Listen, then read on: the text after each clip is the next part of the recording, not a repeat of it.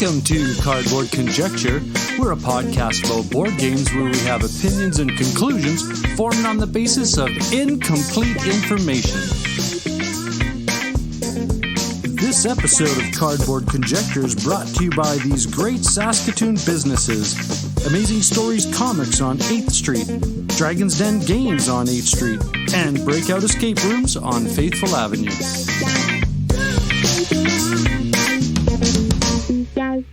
Hey there, I'm your host Norm, and this is the Cardboard Conjecture podcast, and this episode is The Hype Train!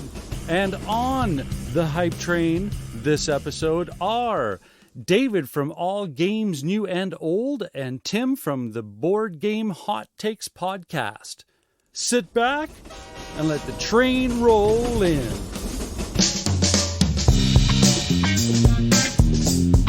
Cardboard Conjecture is proudly sponsored by Amazing Stories Comics on 8th Street in Saskatoon. They're the winner of the Joe Shuster Award for Best Comic Book Store in Canada, and they were also nominated in 2016 for the U.S. Eisner Spirit of Comics Retailer Award presented at Comic-Con.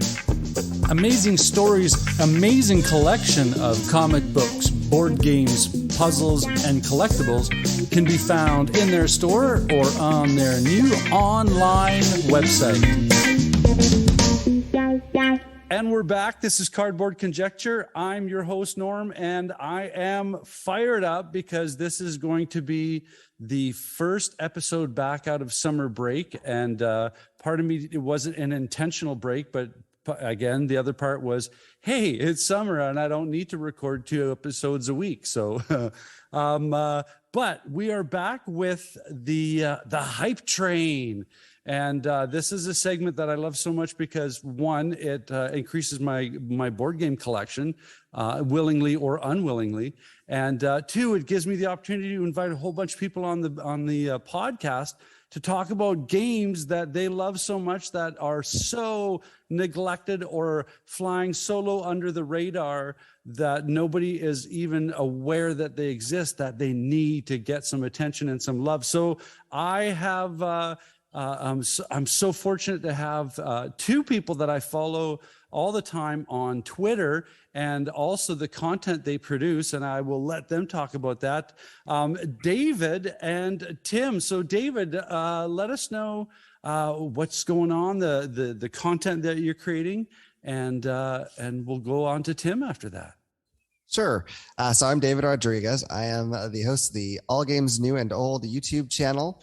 I do reviews alongside my wife. I do unboxings.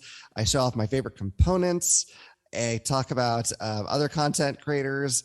And very recently, I started doing interviews as well. I have really odd guests on my show.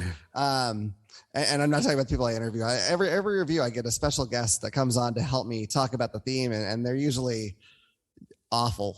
But you know, some people enjoy seeing them anyway. So that's the basics of what I do. In both cases with both of you, you have been tipping points in my decisions to purchase games. I mean, it's not a difficult push, but again, it's like you guys have, signed off on something, and I thought, yeah, that's what I thought. I'm just gonna turn the car left from the grocery store into the game store. Yes. So thank you, David. Tim, let us know what you are, the approach to your content creation. I love it. Before I talk about myself, I just have to say that David, there's nobody more committed to humor in their YouTube channel than David is. So you got to check him out. I love his reviews. They're great. So I'm Tim from the Board Game Hot Takes podcast. Every week I get together with a couple close friends. We play a game and immediately record and talk about it afterwards. So that's why we call it Hot Takes, because it may be the first time we played a game. It may be the 100th time we've played a game, but we're giving our immediate reactions to how that game felt, what we liked about it, what we didn't like about it, and whether we want to play it again. You can find us on any podcast, wherever you listen to podcasts, basically. But we're also on Twitter at BG_Hot Takes. That's where we interact with all of our listeners. And I would love to have you join our community. And I have to say, I am so caught up in the drama of Barrage. On Twitter, there's I don't know if it's tongue in cheek or if it's absolute panning, but I would encourage people to have a listen because it was very entertaining. I don't know what the outcome was, but yeah, Barrage is interesting because this is I'm a fan of Euro games, like resource management games, but Barrage, for some reason, I read the rules on it and it seemed so dry and so combative, and it just didn't feel like my thing at all. So I was not excited to play it, but my co-host really wanted to play it. So we finally got together and played it, and it was one of the meanest games I've ever played, and it was one of the worst first plays of a game I've ever had. But I still loved it. I cursed a lot that night. I maybe, like, for the first time ever, raised a couple salty words on our Twitter feed, but it is a cool game. And, after getting through that first really frustrating experience, I've grown to love it even more a couple weeks in. Cool. So, I mean, if that's not engaging enough, I don't know what is. So I'm so glad I've had the opportunity to connect with you guys, get you guys on the show, because I really want to know what you guys have to submit for seats on the hype train. So who would like to go first? Oh, I'll go, I guess. Because then I can like rest and listen to Tim talk about his game. So that'll be nice. I gotta get my board game geek page ready because I'm like gonna put that thing right in so I can follow along with what you're talking about and have some engaging questions. Miss any details. So the game I want to talk about is called Starship Samurai, and that was put up by Plaid Hat, I believe, in 2018, with Isaac Vega being the designer. Now, like most games I play with my wife, or anyone really, I do not win at this game at all. But there's degrees, right? Like sometimes you lose by a little, sometimes you lose by a lot, but there's a victory point track around this board. And at least in the first game I played with my wife, she lapped me. She lapped me around the track. So, I mean, I really don't win at this game. It's amazing. But I absolutely love it. For one, I think if you ever watched Gundam or any of the anime with like similar sorts of giant mechs, it really has that sort of feel to it. There's all these like cool big mech miniatures in that box. And then it has this interesting, like the backstory is that there was, the galaxy had been at war, everyone's fighting each other. And then this emperor rose to unite everybody, but then that emperor has died, and so now you're part of a faction trying to gain influence with like a lot of the smaller factions so that you can become the new emperor. And this game is doing like a lot of things where you're fighting over planets and gaining the support of all these various other factions, and it seems like it should be this big, huge, complicated thing, but it's super streamlined and cool. and easy to get the hang of. It has a really neat action selection system where there's 4 actions, I believe, that you can pick from, and then you have these little tokens numbered 1 through 4, and you can put those tokens on any action that you want to, and that's how you know how many actions you have in each round, is you only have those 4. Yeah. But depending on what number you put on there, it's going to adjust the power of that action. So one of them is just like get I forget what the money is called, but you get coins. If you put the 4 on there, you just get 4 coins. Simple as that. Or you put the 4 maybe on the movement thing, and you can move 4 points worth of your units around a planet. So you could really choose what you want to do, do, and how much emphasis you want to put on it. You can do the same action more than once if you want to. You have cards that you can play out of your hand that will affect you in a variety of ways. But one of the main things with that is the combat. When you get in a fight with somebody, it starts off being just a matter of the strength of your unit. So if you have like 4 points worth of the various kinds of ships on a planet, and your opponent has 3, like, okay, you might be good, you might think you're going to win, but you will each play down a battle card face down, and when you turn over, that's going to have an effect on the fight. So you may not be as safe as you think that you are.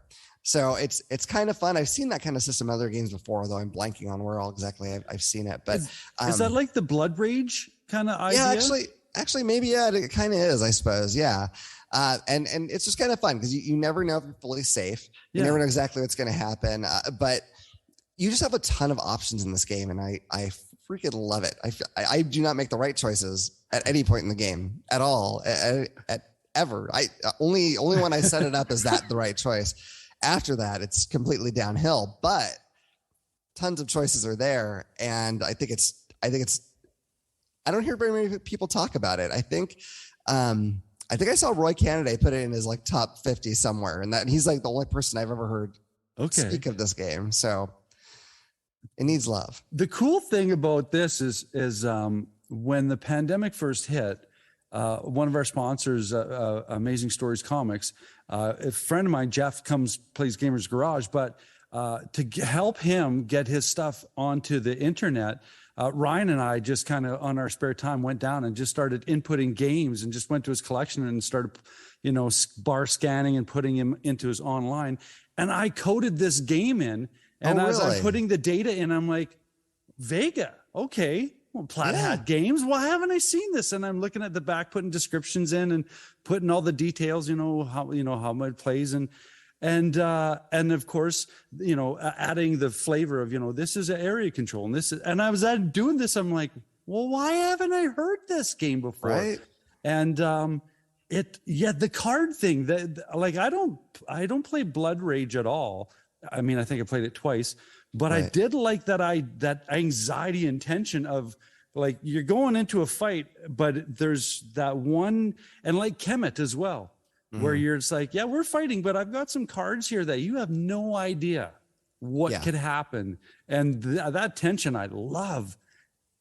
Yeah, it's fantastic. You never know for sure what's going to be okay for you there. There's only so much room around each planet, which is kind of weird thematically, I guess. But, that could get filled up. You can bring your mech in there to charge in and just destroy the weakest ship that's there, even if it's one of yours. Like something's going to get destroyed if the space is filled up and your mech comes in. Each mech has different abilities, and you draft your mechs at the beginning. So, you may have a different thing each time. It also, I guess it did okay enough to get an expansion. I forget the name of it, but basically it's a kind of expansion I love because it just has 2 new mechs, and then it has a separate deck of cards that you can either use to replace the cards in the main set, or you can mix them together, or, do it however you want. But it's not adding tons of complication, really. It's just more variety of what you already had, which I always really love. Shattered Alliances. That's what it is. Yeah. I knew it shattered something, but I could not for life of me remember what the next word was. And area majority games. I mean, I love El Grande. I mean, for me, it's the granddaddy. But there's Mission Red Planet. That was another kind of area control. Now, is that kind of the idea? Because I'm looking at some pictures and I see when you're talking about planets, that's not really a game board, but more so planet tiles that you start to develop. Yeah, exactly. Like there's going to be, depending on how many players you put out, you'll have a certain number of planet tiles. And then you're basically all going to take your turns until you're out of the tokens I mentioned earlier. And then you're going to see who basically won each planet. And that's going to give you, like, you're going to take that location into your area, and that'll give you points at the end. In addition to, I mean, there's several things that give you points in the game, but that's one of the things you want to do is collect a variety of planets. They'll each have different symbols. So it's got a little bit of set collection where if you get, the more different symbols you get, the more points you get, that sort of thing. So there's kind of a lot of ways to attack it. It has a lot of mechanics that you see in a lot of other games, but there's not really a lot of these crazy giant anime themed mech games out there. And I just think I think they look really cool. I mean, they're probably not the most fantastic miniatures ever out there, but they're very unique in their styling for the hobby board gaming world, at least as far as I have seen. Well, go ahead, Tim. Go ahead. No, Norm, first of all, I heard you say that you don't play Blood Rage much, and you should probably correct that. I know, right? One of the best games of all time. But David, let me ask you a question. So this is ranked number 3096 on Board Game Geek. Yeah. Came out a few years ago.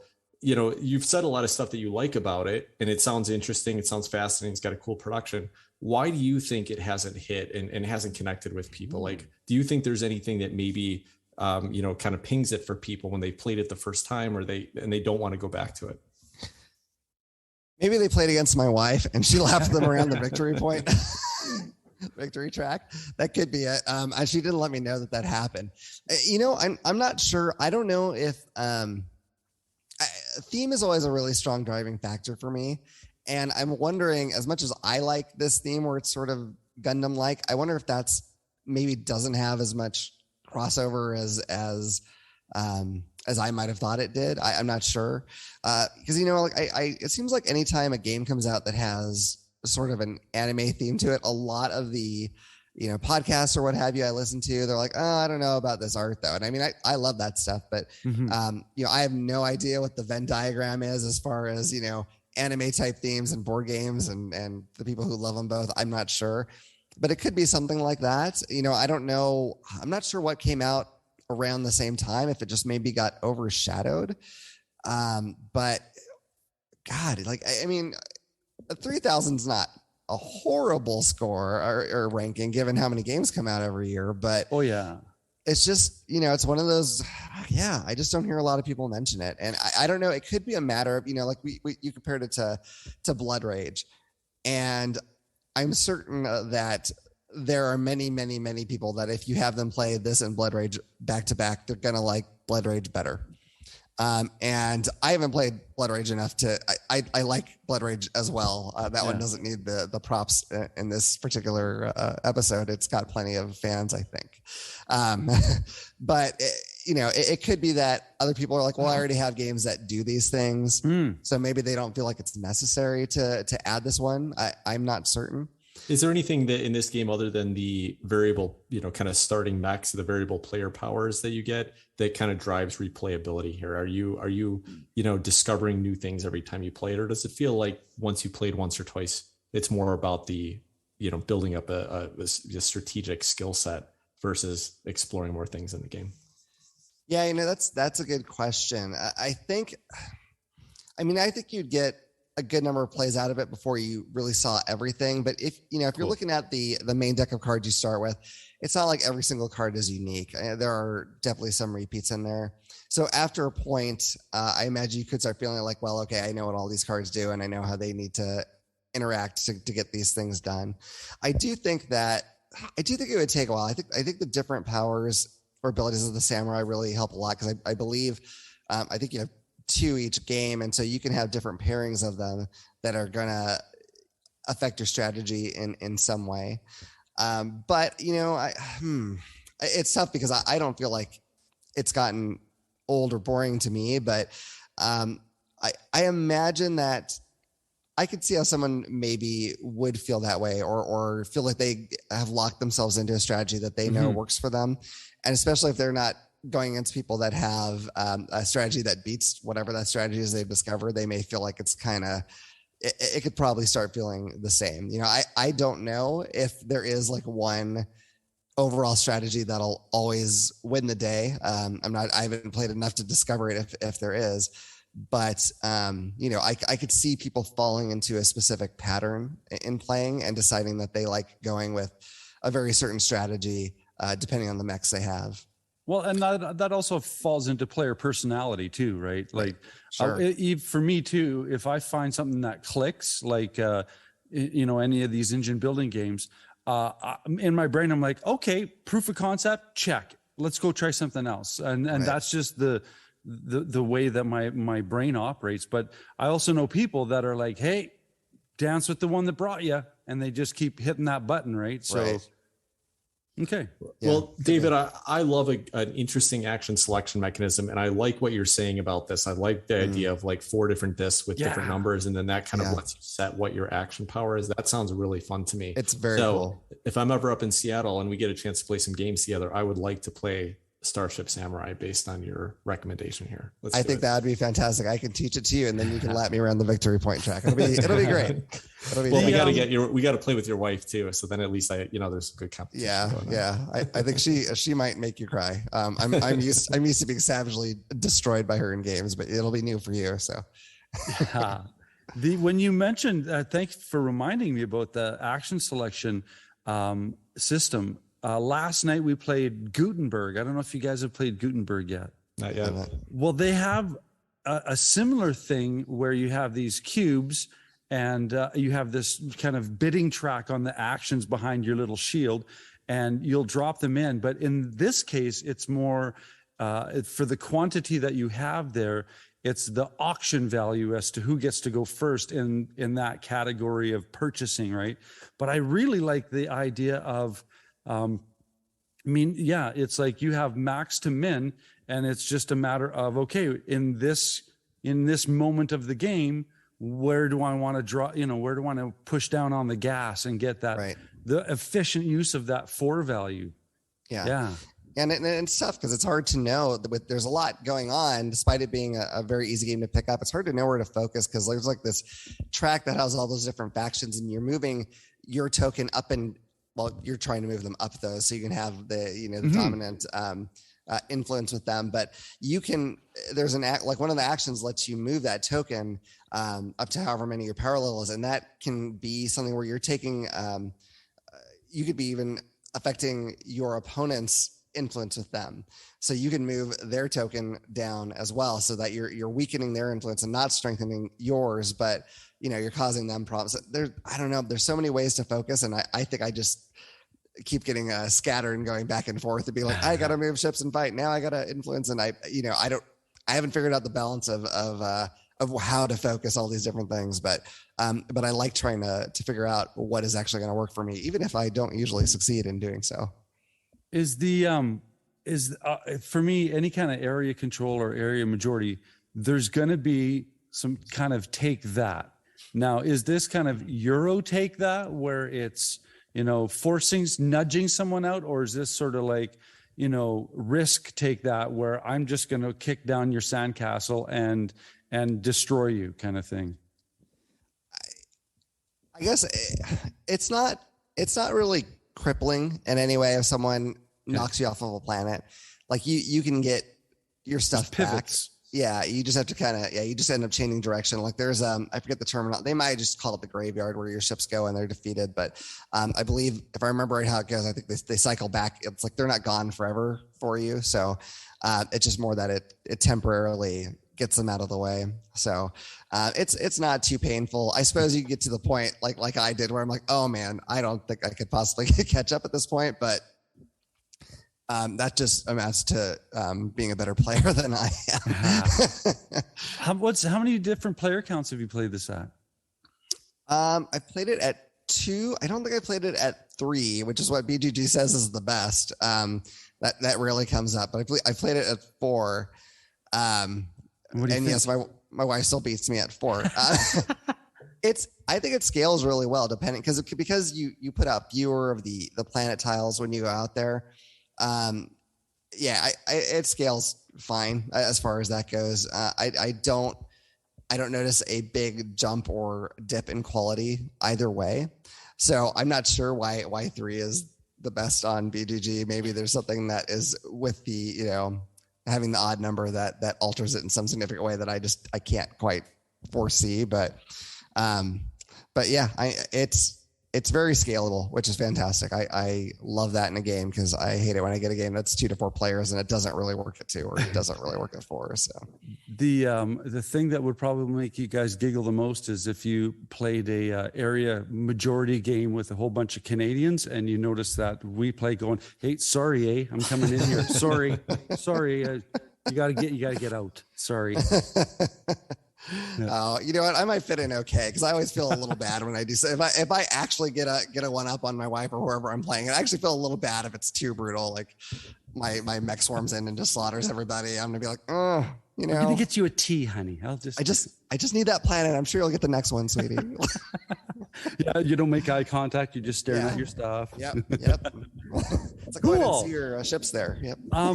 Well, I do have to say that the box cover definitely lets thematically speaking, what to expect, because as you mentioned, that IP, or not that IP, but the genre, right? And I have to honestly say, because I had that game in my hand, I think that was one of the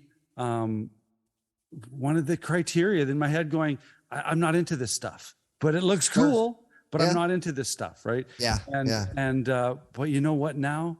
I'm going to have to that whole tactile evaluation, be like, I hold the box, feel how, that's got some weight to it. Okay. Yeah. Yeah. I'm glad to know now what's inside, because that sounds, the pedigree's there, right? Plaid hat, Right, Isaac yeah. Vegas. So to me, it's not like I don't know what to expect. Right.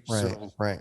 Cool. Yeah. Every once in a while I've seen it go on like deep sale at like a miniature market. So if you happen to see it and it's at a good price, well, I don't know how convenient that is in Canada, but you probably, I don't know. We could pick it up for $3, but shipping's $92. So, oh, well, that's kind of a hard pill to swallow, but it may not be worth it then. But yeah, if you see it at a good price, I would highly recommend it. Right on. Are you convinced, Tim? I would definitely like to play it. I mean, I had heard a little bit about it in the past, and it was kind of off my radar as well. I didn't think it'd be down at a 3,096 on BGG. I thought it was a little bit higher rated than that, like more esteem than that. But what David told me about it makes it sound really fun. So I'd love to try it. Yeah, that's a deep dive. I think that's a record number, because wow, it hit the threes. I like that. That's, here I'm saying it could be worse. Like, but I mean, I guess you're talking about like, it's not Simpsons Monopoly or something, but it's, it's not Blood Rage either. It could be worse, David, but nobody's recommended worse than that before. So see, I'm glad I could be the first. This episode of Cardboard Conjecture is proudly sponsored by Dragon's Den Games, located in the Louis VIII Mall on 8th Street in Saskatoon. Swing by Dragon's Den Games and let Darren, Al, and the awesome staff help you out in search for great board games, role-playing games, miniature systems, and all of the related accessories. Be a part of their gaming communities that have scheduled events in their great gaming area. Dragon's Den Games, Louis VIII Mall on 8th Street in Saskatoon.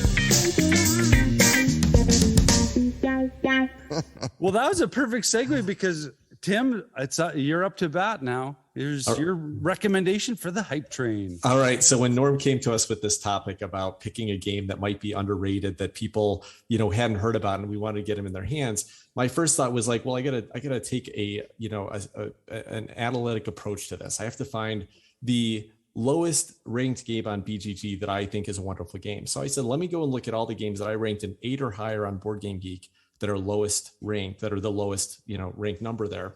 And, I'm pretty generous with my BGG rankings. And if you look at what the rating of an 8 says on BGG, it says very good, enjoy playing, and would suggest it. Well, that's not a super high bar to hit. So I rate a lot of games that are 8, 9s, 10s. If I don't like a game a lot, then it goes into the 7, 6, 5 category. So I've got a lot of 8s ranked, and I went and started looking, and I realized that I have a ton of 8s that are up in the high, hundreds, low thousands, that are great games. So to kind of hone in, what I did is, just recently on our podcast, we did our top 30 games of all time. And I decided I would pick the lowest ranked game that was on our top 30 list. And so that game is a game called Outlive. This was published in 2017. The designer is Gregory Oliver, and the publisher is Le Bois de Jeu. This is a French publisher. They've done a couple other games since then. I think this might have been their first game, and it was a Kickstarter game when it first came out. And it was actually, I was introduced to it pretty early when I really started getting into the board game hobby back in 2016, 2017. A friend who was kind of getting me into the hobby had just gotten this from Kickstarter. He wanted to play it. So this was an early one for me. And it stuck with me. Now, what I often say about this game is that this is one of the most thematic Euro style games that you will ever play. The industry's evolving though, and I think that there's a lot of competition for that at this point. Now there are a lot of great Euros with a lot of great theme in them, but I still think Outlive does it really well, and it holds up. What this is a post-apocalyptic game. The idea being that you're a survivor, or you're a group of survivors, and you have a fallout shelter, and you are trying to recruit more survivors. You're trying to fix your fallout shelter and make it more efficient. You're trying to collect resources and goods that you can kind of build up your little economy. And there's a little bit of a backstory if you read the rule book about this, like this organization that is going through and trying to find the best survivors to see if they can put together a world that can sustain, but they can only take the best survivors. So essentially you're trying to gain victory points like any good Euro. And by doing these things, and if you have the most victory points at the end of the game, then this mysterious group is going to collect you and take them to their safe place, and you're going to have, you know, all the resources you need and help them build a new world from it. And if you don't, then you die, right? So it's kind of, there's high stakes. There's high stakes here.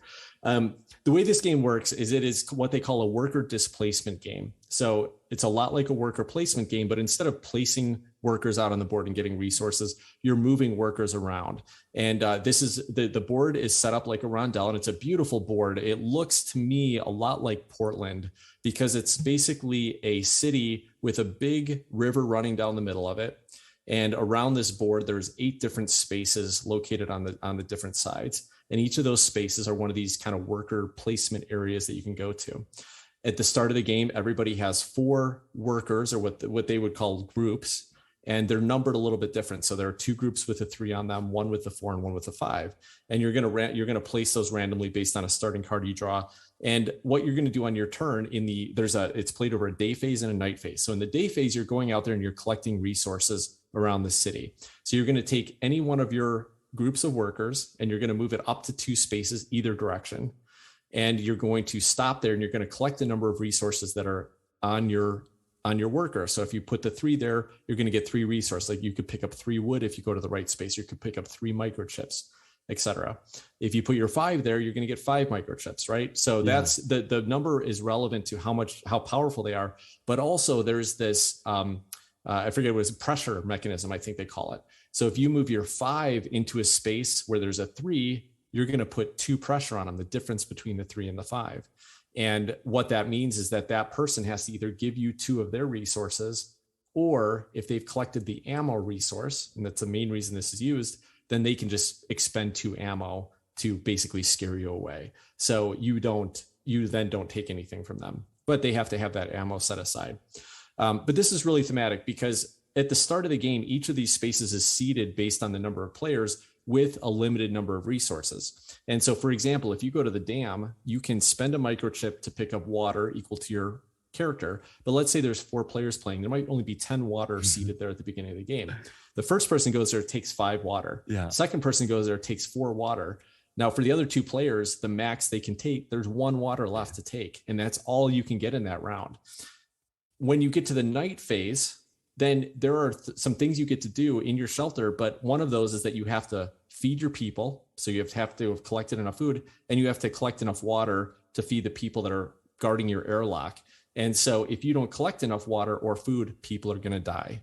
So it's a very punishing game, and it's a very tight economy, which is very thematic. And there's some really cool things going on. I mentioned that you have to collect microchips at one space. It's like a fairground where you can collect electronics. So you pick up a microchip, then you can use that to break into the dam and get water. You can go to the military base and collect ammo, or you can collect some algae there that will keep your what is it called? The radiation levels down a little bit. But there's also a couple places around the place. You can go to the forest and either get wood, but you can also hunt an animal. To hunt an animal, you spend your action points plus ammo to then kill an animal and get some meat. But if you take the meat back to your shelter and you don't use it that night, it goes bad and you have to throw it all out. Yeah. So there's a lot of really cool thematic links here.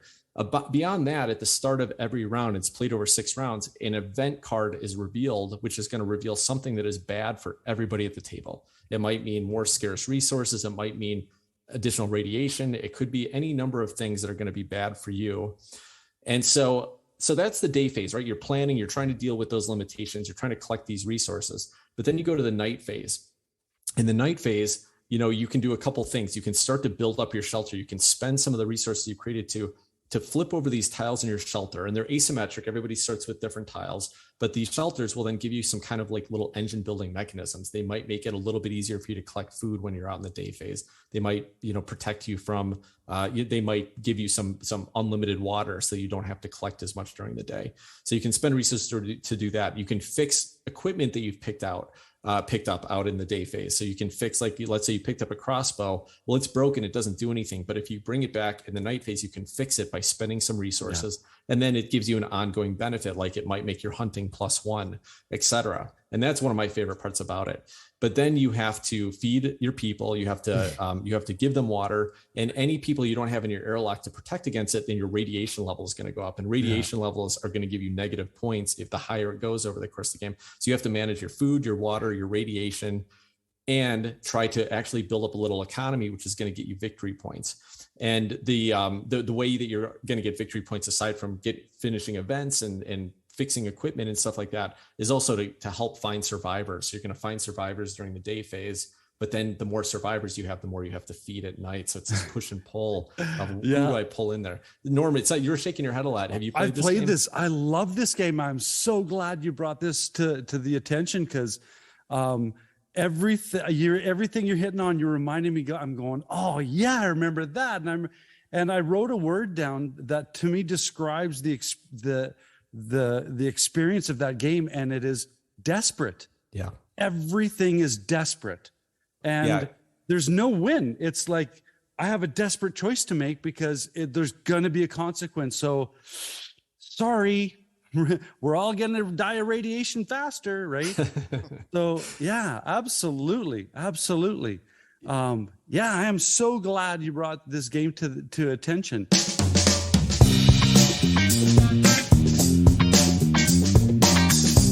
Hi, if you like the content we're creating and the podcast episodes we're producing, please leave a happy rating on the podcast platform that you use.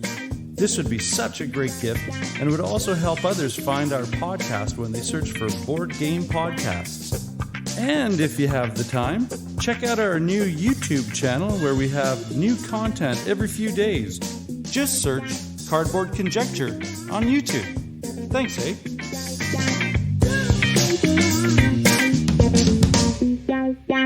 All right, so Norm, you mentioned desperate, right? And this game, as I mentioned, is punishing. I think those are great adjectives to describe this game. And I have a funny story to tell about this. So every 6 months, me and my co-hosts get together, we rent a vacation rental, and we play games for like 4 days straight. And we did this about a year ago, and we went to Palm Springs, California. And on the last day of our gaming, we busted out Outlive. Now, Chris and I had played this before, and Steve, the other occasional host we have, we'd played it before. We knew how punishing it was, but this was Adam's first game of it. And we taught it to him, and we're playing it. And and Adam's a pretty chill guy. I have never seen anyone so upset and frustrated by a game as this game. Like 5 minutes into, halfway into it, maybe he starts going like, so my guys are just going to die here. Right. So yeah, Adam, you're going to lose a couple of guys. It's normal though. Everybody loses people in this game. Like people die in this game. You're going to lose people. And he's just like, okay. And then we start going to the next round. He's like, wait, so I can't get any water here.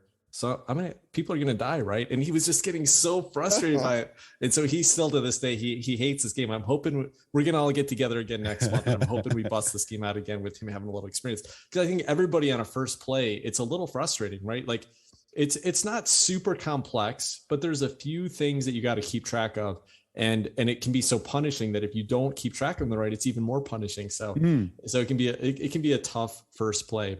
But I love those moments at the table when the last person looks up at everybody at the table and they're not making eye contact and they're looking up going, You telling me you're not leaving me any water? Like exactly. They're trying to make eye contact with, and no, I'm not looking at you. No. I was there first. If it was important, you would have put a higher number. So sorry, let's close the door behind you. All right. Oh yeah.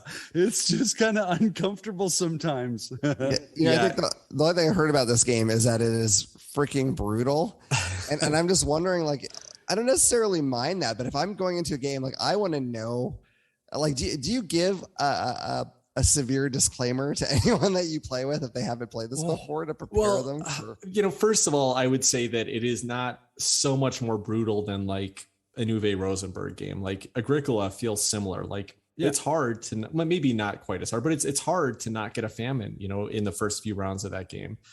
But there's something different about the fact that it's like, okay, so you just got a famine token, which is negative points at the end of the game, versus I spent a lot of time to help some survivors come to my shelter, and now they're dead. They literally just died, and I have to put them back in the box. Oh yeah. Yeah. And so I think there's something that's like visceral about the experience of losing people that you're trying to save and trying to build up. And it's one of these games where it's like there is an opportunity to build an engine and to like get better over the course of the game, but you're struggling so hard just to survive that it's very hard to do that. And sometimes you're just like, well, I guess I'm going to lose a couple people because I really want to build that bat with a a barbed wire around the end of it. You know, like I want to use the resource to prepare that instead.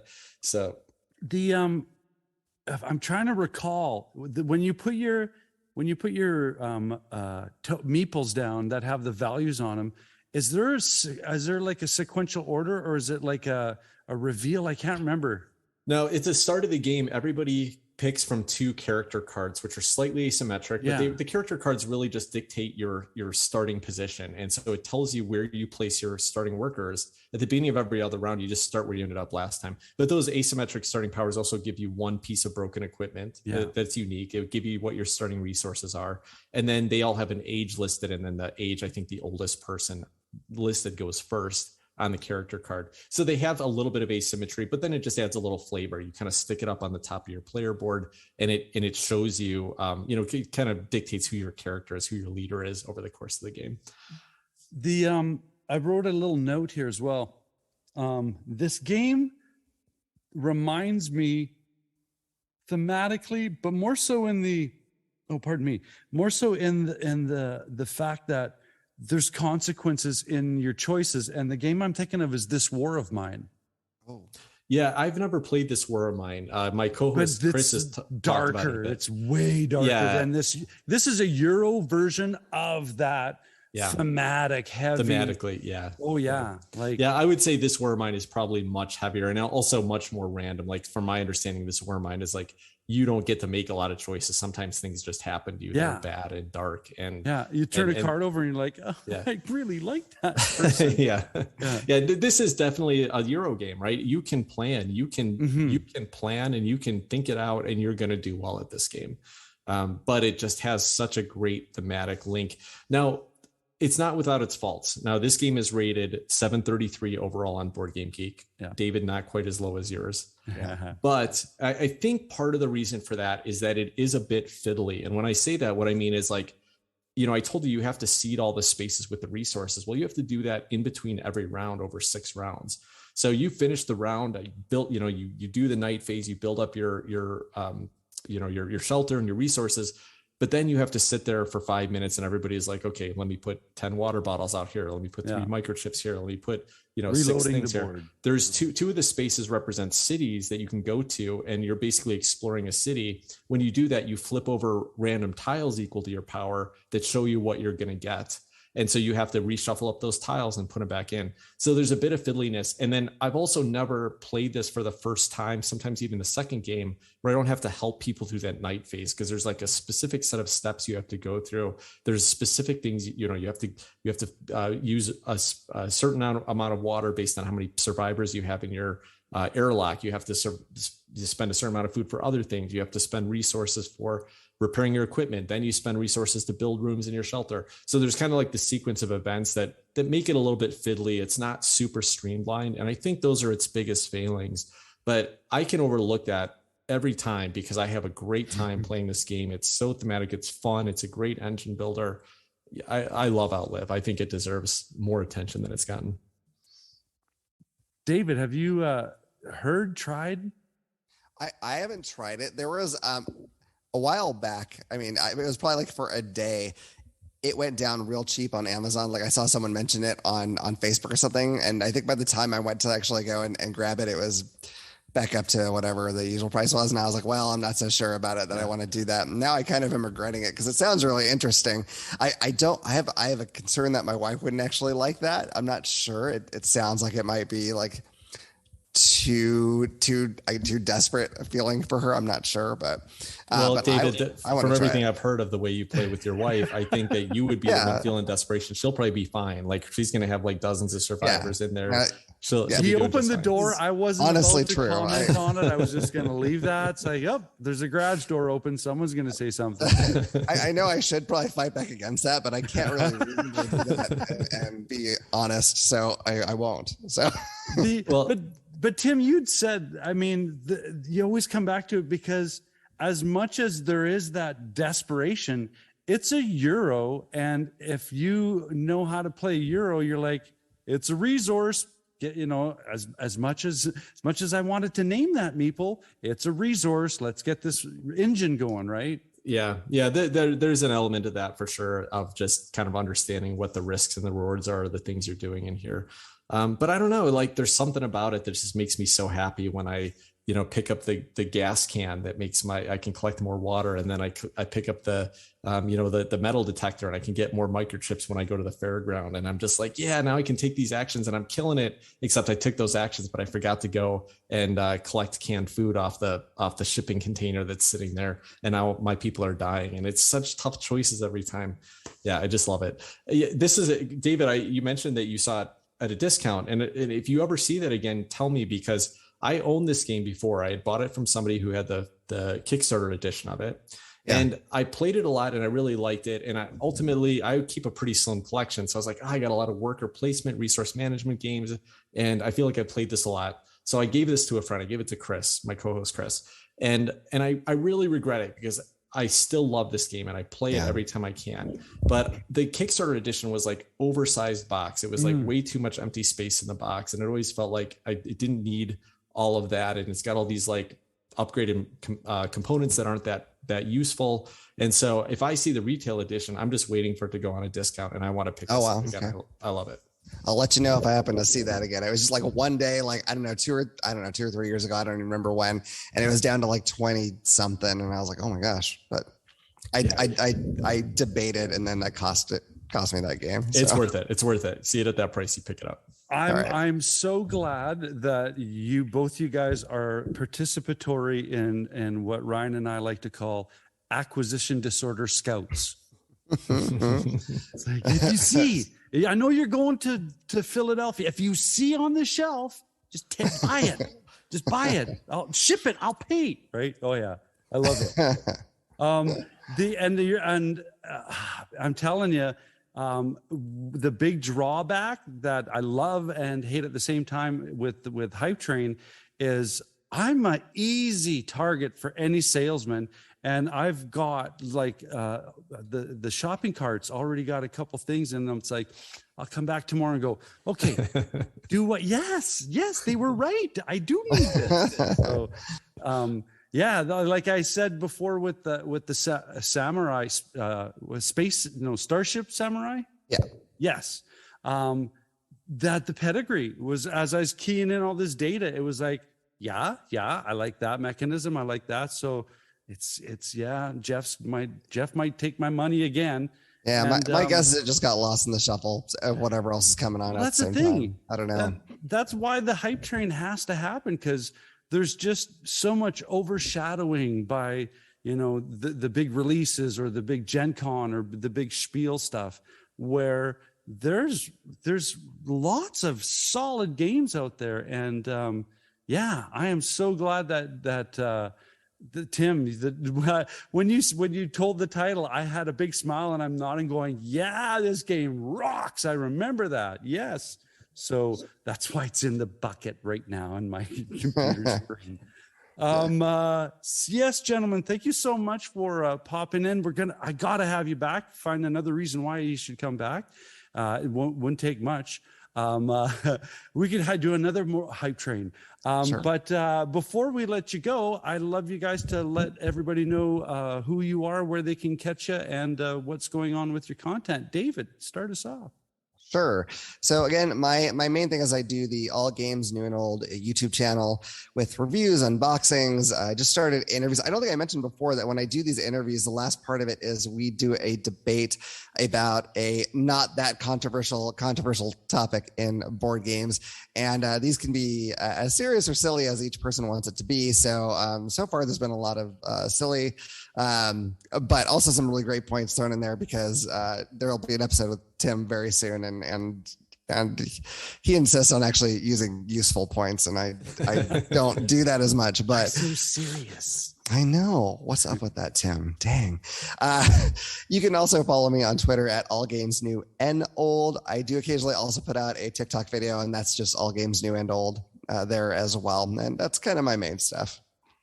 Cool. Well, David, I got to say, you've never looked as sexy as you do with that mic in your hand. That's I feel like it's a rock star diva across the camera from me here. I mean, I have looked sexier than this, but I have to keep clothed. Even though this is a podcast, I feel like it's unprofessional for me to take anything off. So he's got that high level credential Rolling Stones reporter thing going on right now. Yeah.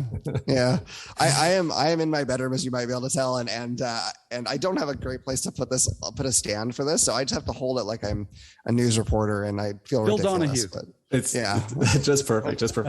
So as I mentioned at the top of the show, you can find us wherever you listen to podcasts at Board Game Hot Takes. You can find us on Twitter at BG_Hot Takes. The next episode we have coming up is 30 Forgotten Games. We just talk about 30 games that we've never mentioned on the show before, kind of give our, quick mini reviews on them. Super fun episode. But basically, most weeks we play a game, we immediately talk about it, go a little deep dive, talk about some other games that have been on our table. We do a lot of top 10 lists, top 5 lists in between those episodes. And I would love for you to check us out and give us a listen. That's awesome. The format of the hot takes, I don't know if my impulsive nature would be able to edit that much random cursing, because there's a game where you look at it and you're like, what the blank did I just play? Like, what the blank? Why did you blank it? Oh yeah, I'd be sitting there with the beep button going, why do I even bother? But the lots can be said though about that stream of consciousness. Just like what's going on? Tell me, right? Like I said, there's a lot of stuff where I've pivoted one way or another just because of a couple sentences mentioned going, I did like the way it did this. And right, I'm like, okay, yeah, I should never listen to a podcast while I'm buying games. All right. Go ahead. The fun thing about our format too is that like we switch who picks the game every week, and we don't all have the same taste in games. And so it's like, Adam may pick a game that I'm not super excited about, but sometimes I get surprised by it, but I'm going to give my honest opinion of it. And so you don't get like, hey, everybody liked this game or everybody hated this game. Yeah. It happens once in a while, but what you tend to get is like 3 very different points of view based on the types of games that we like and what we thought worked well in this game or what we didn't think worked. And, we are all generally a little bit picky about what types of games we're going to spend our time with. So we don't generally play like major bombs. But we have definitely played some games where none of us liked it, and we'll be totally honest about that. But we're also very honest when it's just a great game and you need to check it out. The thought that always pops into my head is that it's not always about the flavor of the month, because as you said, with individual picks coming in, like we do at Gamers Garage, I love it because someone will bring in a game like Cosmic Frog, where I would have never thought to play it, but all of a sudden it's like, that was kind of fun. Yeah. Let's play it again, right? Yeah. And I don't know why. In my head, I'm like, I would have never willingly made a choice. And not to say that that's a bad game, but I just as an example that, sometimes you hit a curveball and you don't expect it. So cool. And David, Tim had said it, and I'm going to back it up again.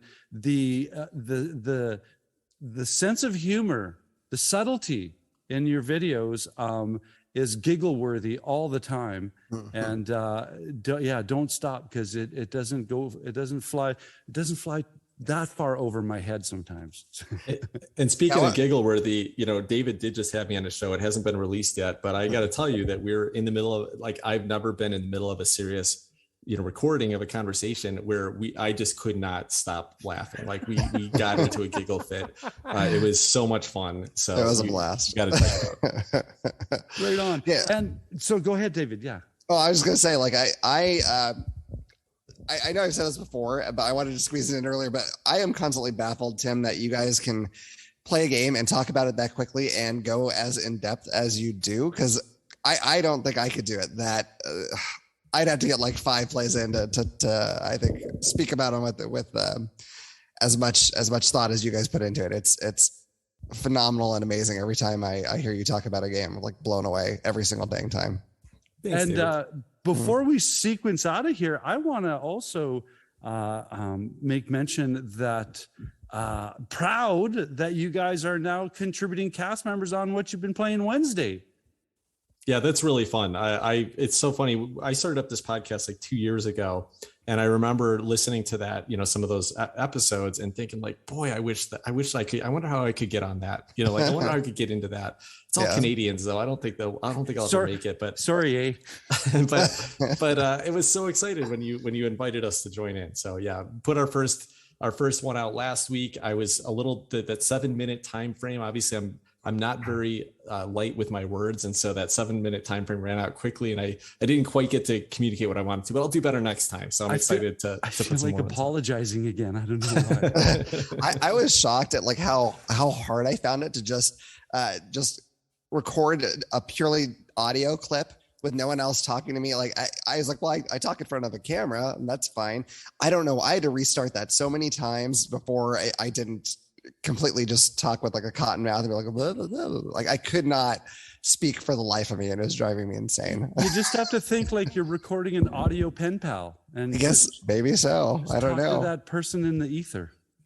Yeah, it just makes me mad that David's segment was better than mine on that first episode. But I'm gonna beat you next time, David.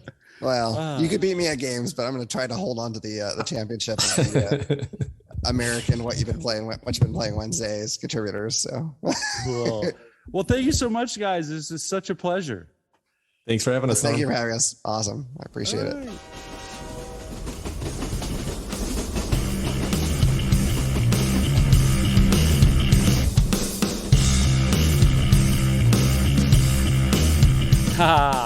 That was such a fun episode to record with David and Tim. Well, thank you so much for taking the time to listen to what we have to say about all of these awesome games that need to be played more often. And thank you so much for, as I mentioned, Dave and Tim for taking the time to come and talk about their favorite games. And that being said, I'm your host, Norm, and we'll catch you later.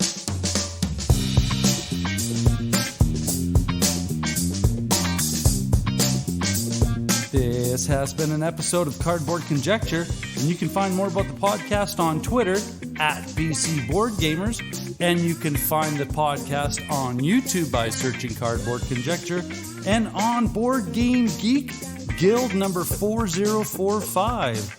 If you wish to contact the podcast, you can email norm@cardboardconjecture.com. Thanks, eh?